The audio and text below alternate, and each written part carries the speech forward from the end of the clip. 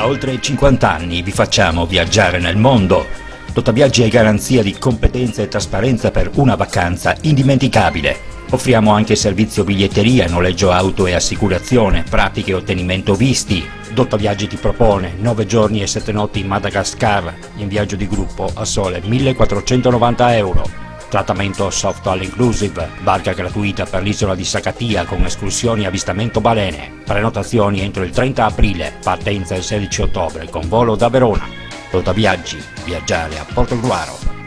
Cerchi un'auto o un veicolo industriale? GP Auto è quello che fa per te. GP Auto ti offre una vasta gamma di veicoli industriali ed auto d'occasione e chilometri zero. GP Auto è uno staff di professionisti al tuo servizio, sempre pronti a guidarti nel tuo acquisto. GP Auto a Villotta di Chionsi in provincia di Pordenone, uscita autostradale A28, telefono 0434 630 560.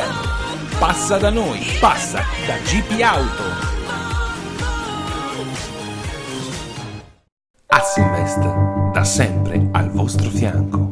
Sono Leonardo Moretto, rappresento Assinvest a Portogruaro, lavoriamo nel settore delle assicurazioni e degli investimenti. Lo facciamo attraverso canali diretti, attraverso l'e-commerce, attraverso sistemi di distribuzione innovativi. Applichiamo mensilizzazione a tutti i nostri contratti in maniera gratuita. Abbiamo particolare attenzione nei confronti delle imprese artigiane, distribuiamo prodotti finanziari e prestiti personali grazie alle partnership nazionali che abbiamo creato. Assinvest ci trovi in via Vivaldi numero 3 a Portogruaro, telefono 0421 27 3258.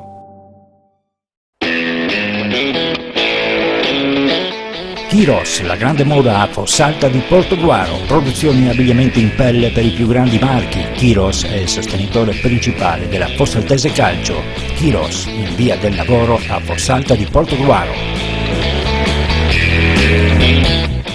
A Torre di Mosto, CMC Venezia, abbigliamento sportivo e promozionale, t-shirt e gadget per eventi e manifestazioni, oggettistica in vetro di Murano per premiazioni e cerimonie, tutto personalizzato come vuoi tu. CMC Venezia, in via Alessandro Volta 8, Torre di Mosto.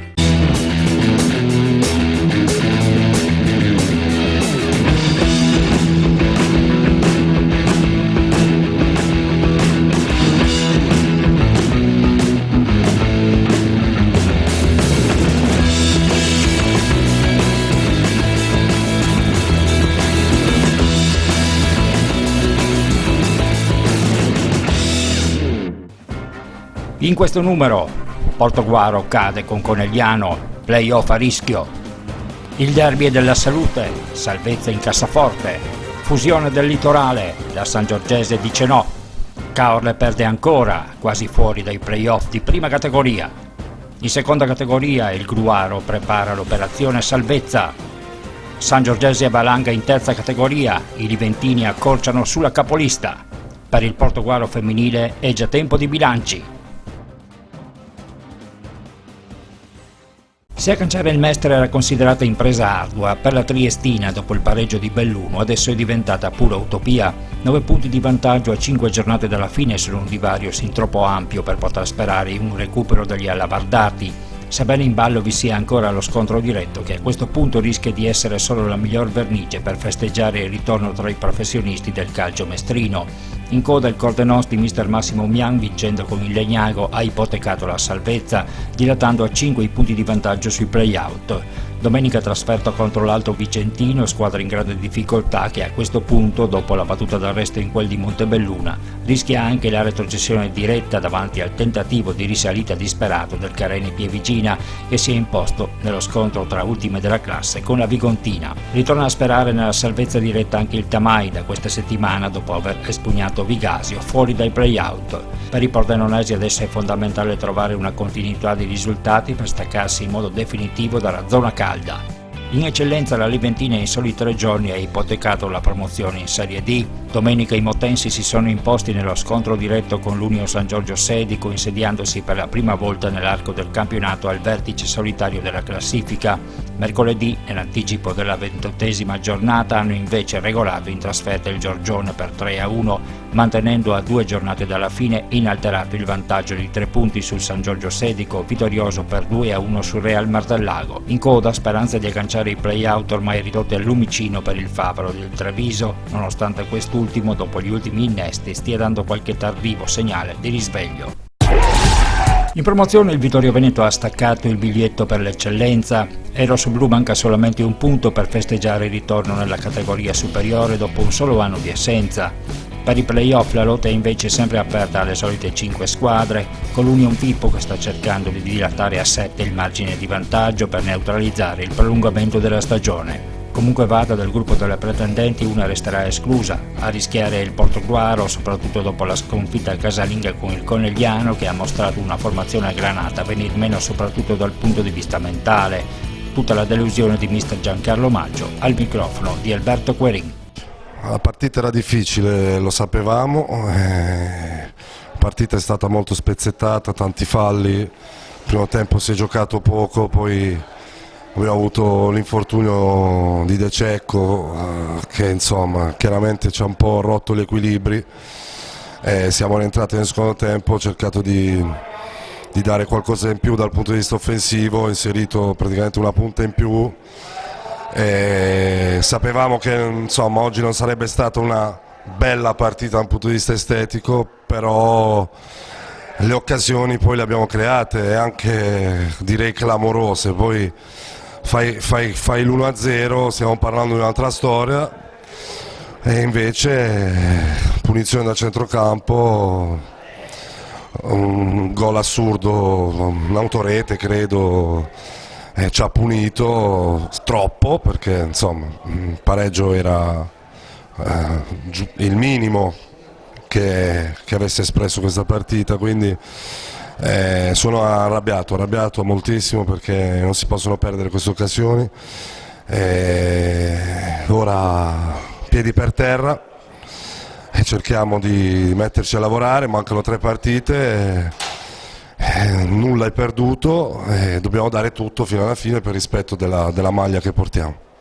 Sì, diciamo un primo tempo alquanto soporifero con poche occasioni, però una ripresa giocata in maniera buona soprattutto dalla sua squadra. Le occasioni, come ha detto lei, ci sono state, è mancato soltanto il guizzo vincente sotto porta con alcuni errori diciamo anche clamorosi a livello insomma proprio di interventi finali. Sì, dispiace perché alla fine la partita era quella, l'avevamo pensata così nel secondo tempo. Sì, è vero, c'è stato poco fraseggio rispetto a quello che facciamo di solito, però è chiaro che poi cerchi di con 4 punti di buttarla un po' su e le occasioni sono venute. Troppo anche evidenti, no?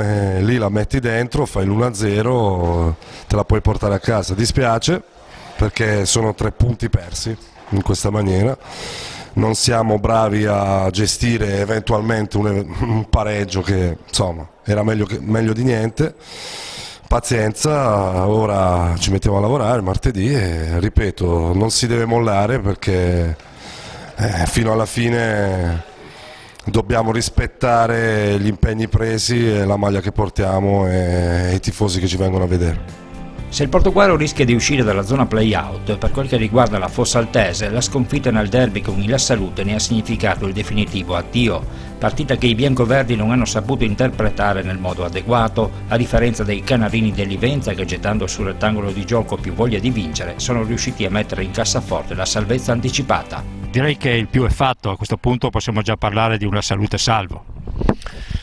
Non lo so se dal punto di vista matematico sarà così, finché la matematica non dice questo non dobbiamo mollare la tensione e la determinazione dimostrata oggi, però sicuramente questi 3 punti ci mettono in una situazione in cui possiamo affrontare le ultime partite con serenità, tranquillità, senza ulteriori pressioni. Ecco, un primo tempo dove voi siete entrati subito manifestando una gran voglia di vincere, avete avuto decisamente più fame di vittoria rispetto alla Fossaltese. Abbiamo lavorato questa settimana dal punto di vista della mentalità e del come affrontare la partita, perché pensavamo che la squadra avesse i mezzi per fare una buona gara e dovesse sicuramente tirar fuori quello che è mancato la domenica prima, quindi la brutta batosta che avevamo subito in casa. E oggi i ragazzi sono stati bravi perché dal primo al 90° hanno avuto una mentalità, una determinazione, una fame e devo solo fargli i complimenti.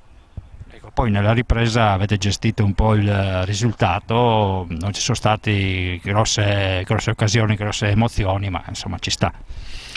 La squadra ha fatto un'ottima partita, credo che il gioco e i ritmi della partita siano sempre stati gestiti dalla salute. Quindi devo fare i complimenti ai ragazzi, non solo dal punto di vista della determinazione ma anche dello stare in campo, dal punto di vista tattico siamo riusciti a gestire bene la gara e abbiamo rischiato veramente poco. Sono molto contento della prestazione. Mister, una partita in cui probabilmente il Fossalta ha subito il gol dell'1-0 su punizione, poteva fare qualcosa di più per recuperare, c'è stata probabilmente l'unica occasione giunta al termine al secondo minuto di recupero. Sì, diciamo che occasioni grosse non mi sembra che ce ne sono state, a parte il rigore loro che hanno fallito, la punizione è la nostra ultima occasione che abbiamo avuto. Però insomma nel calcio ci stanno queste partite qua, ci aspettavamo sicuramente, io almeno qualcosa di più nel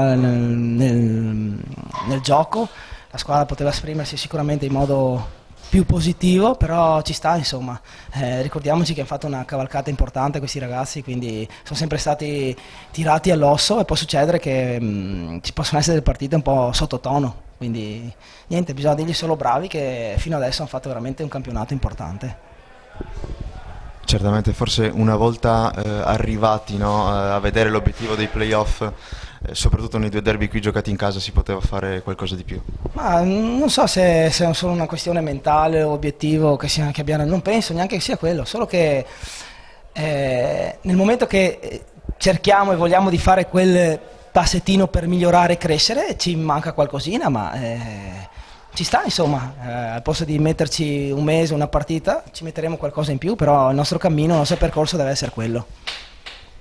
Adesso con la Robeganese praticamente si decide se potrete lottare fino alla fine. Certo, lì abbiamo un bello scontro, sono curioso di vedere i ragazzi come reagiranno dopo sta sconfitta e sicuramente possiamo toglierci una bella soddisfazione anche domenica, recuperiamo le forze e prepariamo bene la settimana e poi andiamo a confrontarci con la Robeganese domenica, che penso deve essere una bella partita, insomma, tutto qua. In promozione, come già anticipato nello scorso numero, sono in ballo 2 progetti di fusione. Se quello tra Portogruaro e Fossaltese è ormai addirittura d'arrivo, diverso è il discorso per quello litoraneo che avrebbe dovuto vedere coinvolte la Salute Caorle e Sangiorgese. Il progetto è sempre vivo ma limitato alle sole 2 squadre maggiori perché la Sangiorgese si è tirata fuori, preferendo continuare la propria attività sempre in autonomia. Diciamo che noi siamo stati interpellati, per cui abbiamo partecipato ad alcuni incontri con le altre 2 società coinvolte, la Salute e il Caorle,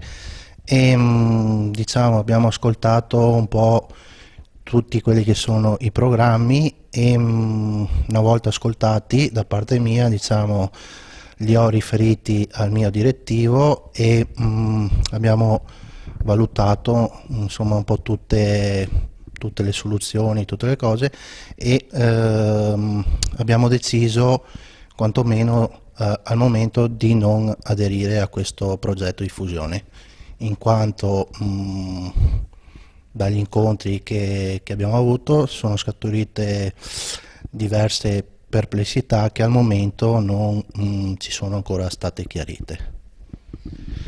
Tra l'altro voi avete iniziato un gran lavoro per quanto riguarda il settore giovanile alcune stagioni fa.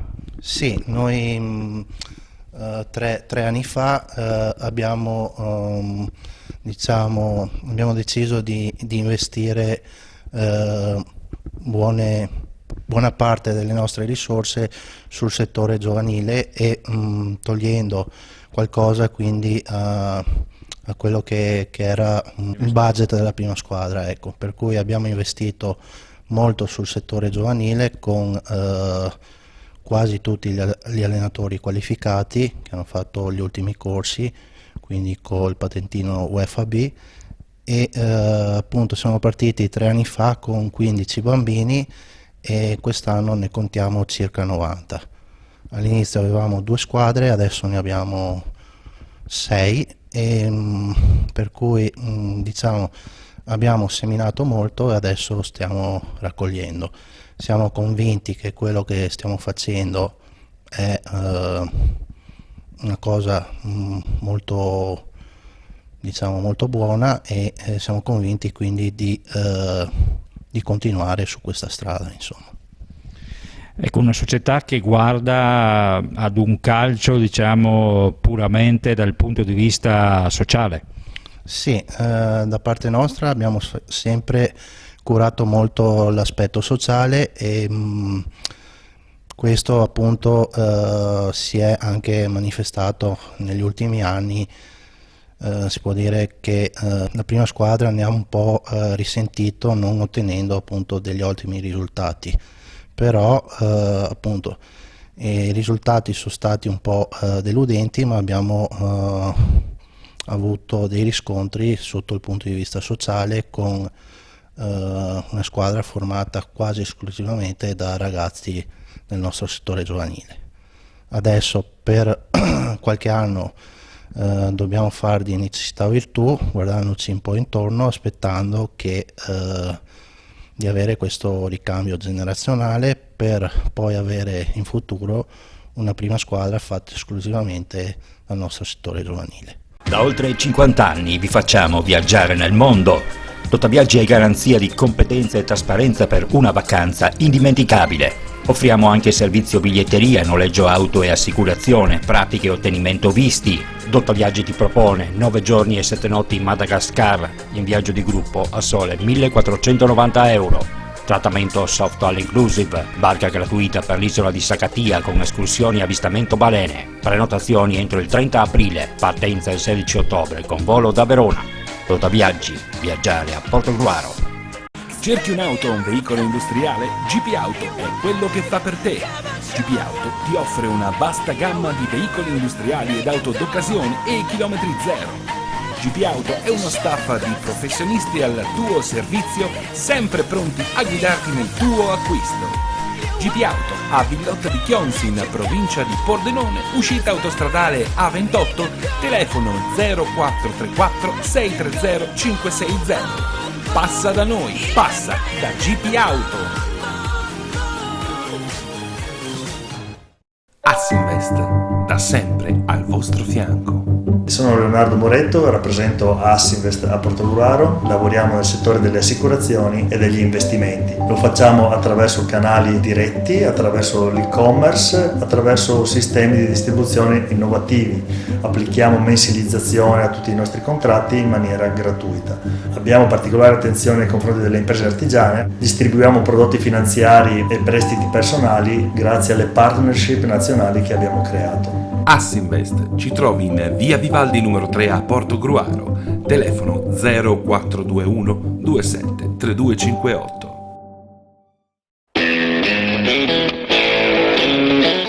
Kiros, la grande moda a Fossalta di Portogruaro, produzione in abbigliamento in pelle per i più grandi marchi. Kiros è il sostenitore principale della Fossaltese Calcio. Kiros, in via del Lavoro a Fossalta di Portogruaro. A Torre di Mosto, CMC Venezia, abbigliamento sportivo e promozionale, t-shirt e gadget per eventi e manifestazioni, oggettistica in vetro di Murano per premiazioni e cerimonie, tutto personalizzato come vuoi tu. CMC Venezia, in via Alessandro Volta 8, Torre di Mosto. La prima categoria ha avuto il suo epilogo. Dopo 24 anni il Noventa è ritornato a conquistare la promozione al termine di una cavalcata entusiasmante che, a parte il caorle, sino a che nella società litoranea non sono emersi alcuni problemi, ha trovato ben pochi ostacoli. Proprio il caorle si è invece inchinato al Marcon, scivolando ulteriormente in classifica. Solamente la sorprendente sconfitta del Balos Caltenigo con la già retrocessa Zensonese ne ha fatto conservare una zona play-out dalla quale potrebbe definitivamente uscire da domenica prossima, quando la truppa caorlotta, ormai imbottita di juniores, scenderà sul campo del Casale. Contro il Marcon, quel che è rimasto dei rossoblù, hanno provato a realizzare l'impresa gettando in campo tutto quanto avevano, ma vi è stato ben poco da fare davanti ad una squadra decisamente più motivata. Non è stata una gran partita, ad ogni buon conto il Marcon ha svolto egregiamente il proprio compito, sfruttando al meglio le occasioni propiziate. Qualche rammarico in casa Carlotta per un gol annullato, ma la sensazione è che in riva all'Adriatico non si veda l'ora di chiudere questo campionato e andarsene tutti in vacanza.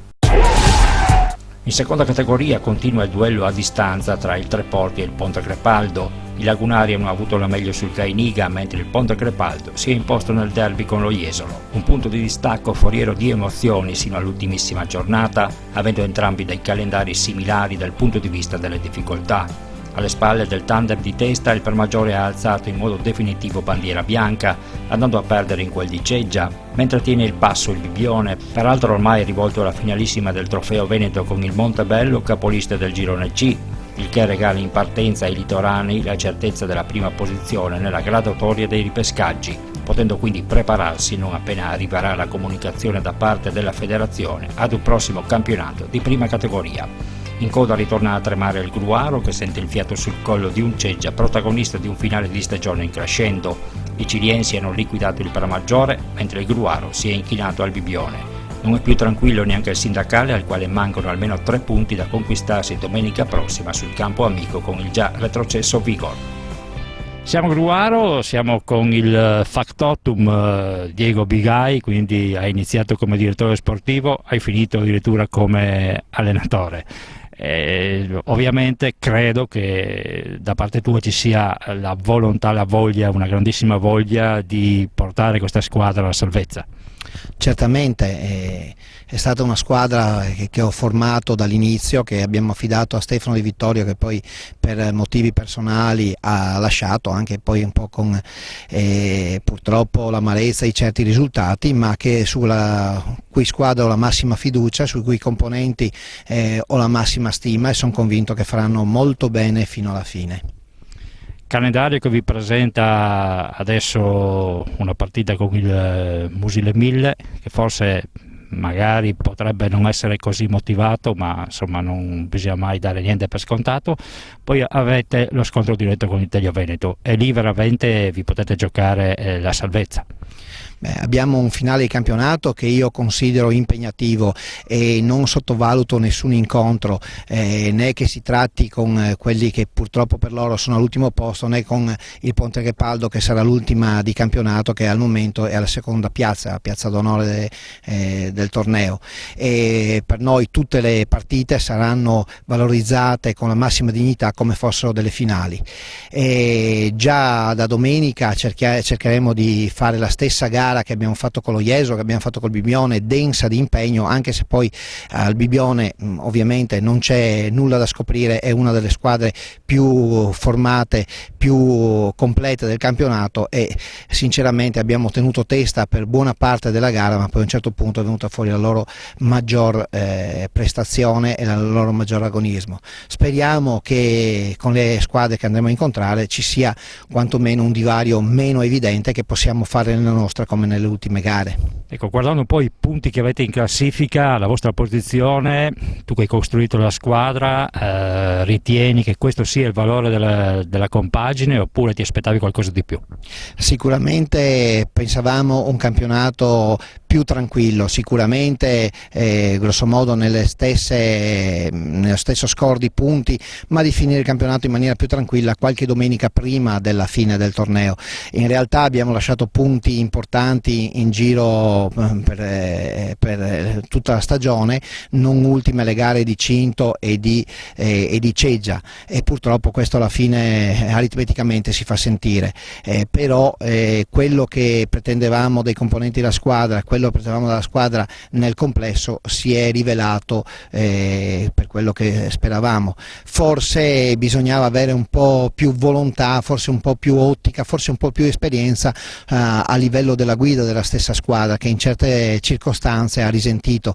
Adesso però c'è una buona compattezza nello spogliatoio, per cui sono propositivo e spero che riusciremo a tenere testa ai programmi di inizio stagione.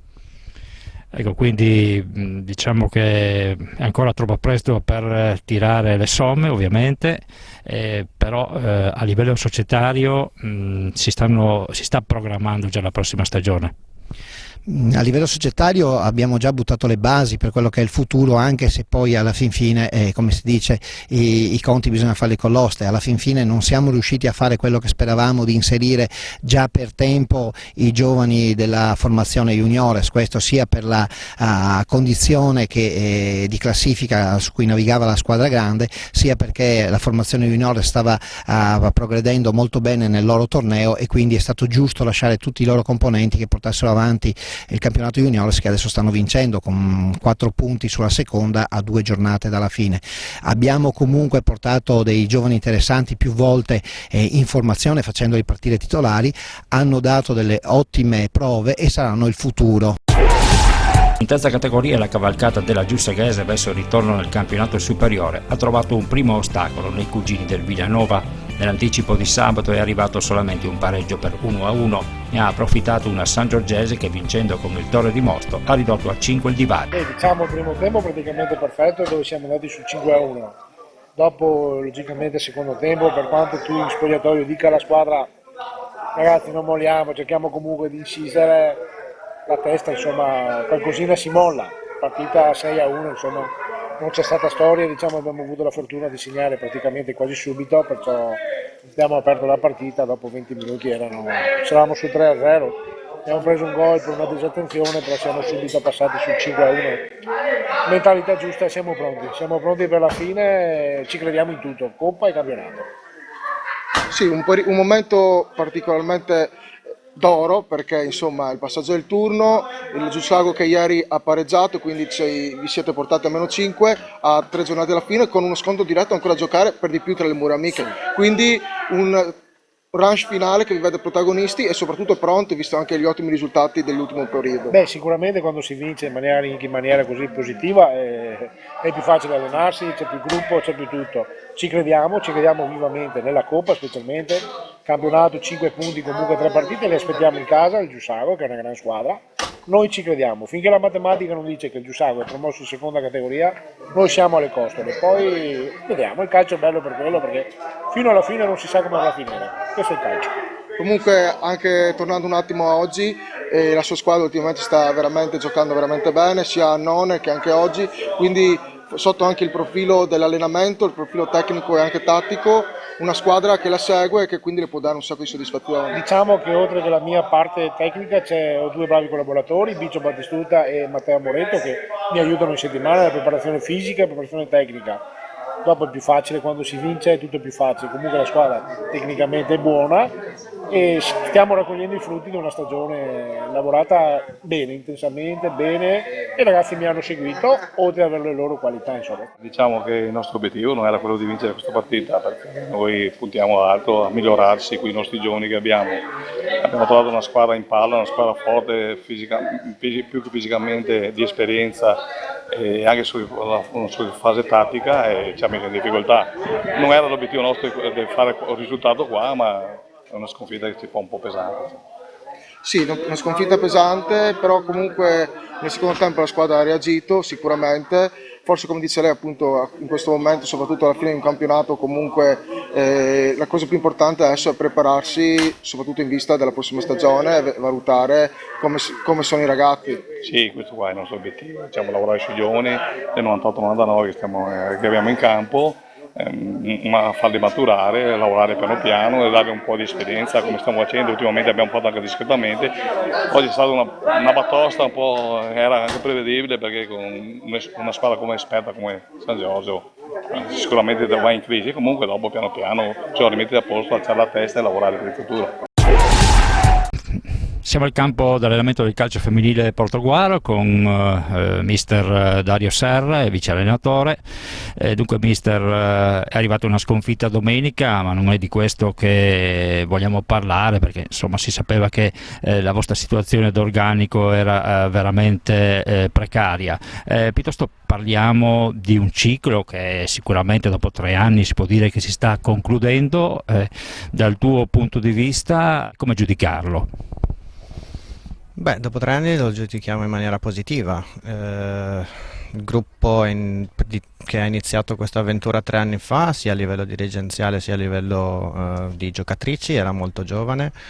Nel corso di 3 anni miglioramenti, le ragazze sono cresciute perché il gruppo di ragazze che ha iniziato era veramente molto giovane all'epoca, avevano 14 anni, adesso ne hanno 17, le più piccole dell'epoca ne hanno 17, quindi in 3 anni a quell'età lì soprattutto sono tanti perché le ragazze cambiano tantissimo, erano ragazzine, adesso sono quasi donne.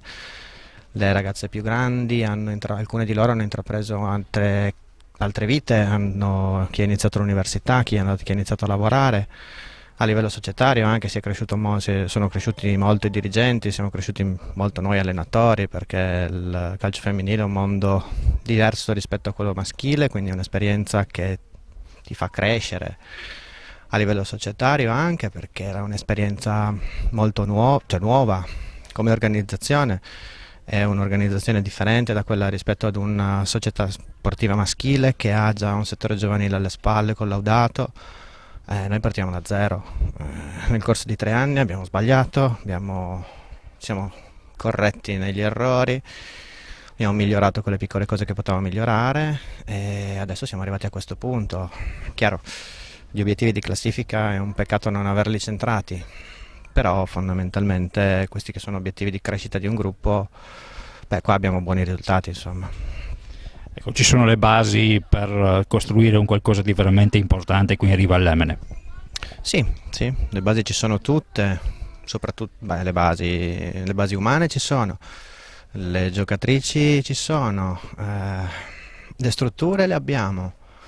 L'entusiasmo c'è, abbiamo un bellissimo campo, un bellissimo pubblico che viene a seguirci, quindi le prospettive sono rosee.